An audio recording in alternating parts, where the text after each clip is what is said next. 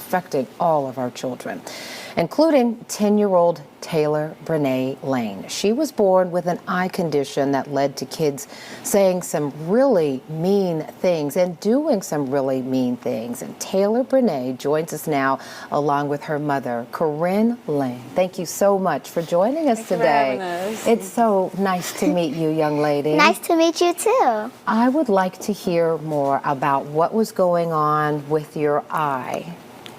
Well, at the age of between 8 and 9, I used to get bullied about how my eye would wander every time when I daydream. And so was it just one eye? Was it the Yes. right eye or the left eye?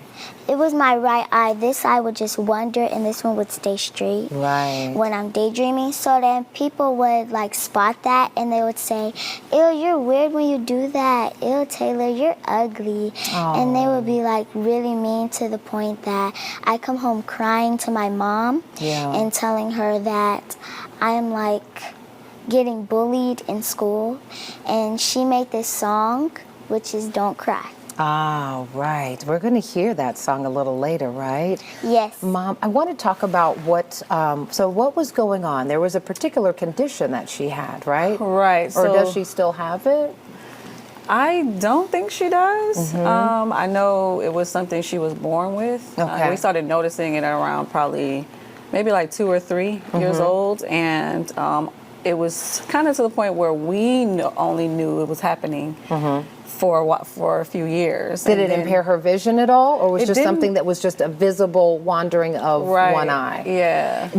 Were kids bothering her earlier, or They what? weren't, because I think it wasn't as dominant. It got progressively worse by the time she got to 8 or 9. Right. You know what I mean? And then that's when the kids That's started when the kids noticing. flare up. Because at first it was just us who noticed at first. So when she came home, I mean, how often was she being teased about this? Every day. You know what I mean? There was times she didn't want to go to school. Wow. Because of it, 'cause she's like, what about them? What are they going to say? Are they going to talk about it again? And just feeling some type of way about going. What do you tell your daughter, your youngest, when she's that young and you know how hard it is, but it's important for her to keep going back? What do you say?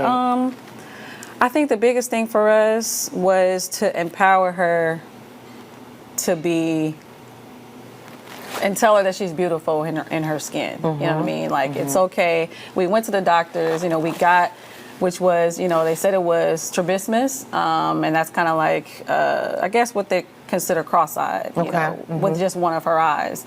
But it wasn't severe enough for them they were like, well, there's no muscle issue. There's no, And then it did kind of self-correct? You haven't seen it as much, right? It literally self-corrected. But you ended up writing this song called "Don't Cry," right? did, Why? yes. Why did you write the song?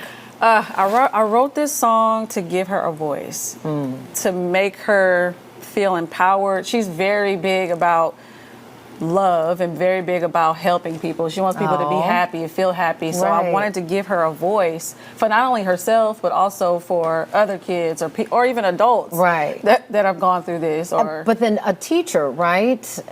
Was it that one of your teachers heard you or saw you on the internet singing it and ended up playing it for your classmates?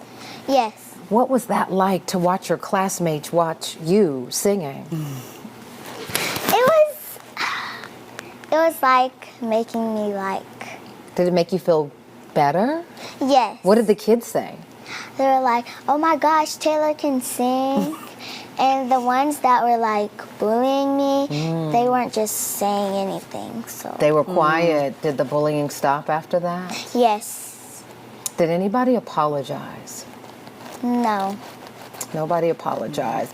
But I have to imagine it felt good that it stopped, right? Yes. Mom, for you, what's the lesson for moms of the children who are being bullied and for the parents of the bullies and the kids who are teasing? And, sometimes there's teasing and there's taunting and then there's just being downright ugly. Yeah. I think the lesson is for a parent is to make sure that you're teaching your kids that there may be other kids or people that look different or they may not look like you. And sometimes it's not always good to just start asking, certain questions of why do you do that? Why do you look like that? Why do you, just Right. teaching them how Teaching them another reaction. another reaction. It's how to answer, how to ask. Because even. the reaction is going to be natural, right? If it's Right. not something you're used to seeing, but maybe giving kids the words. Alternative, give them more dialogue, more ways to ask questions so that they don't offend every Yeah. time they say something.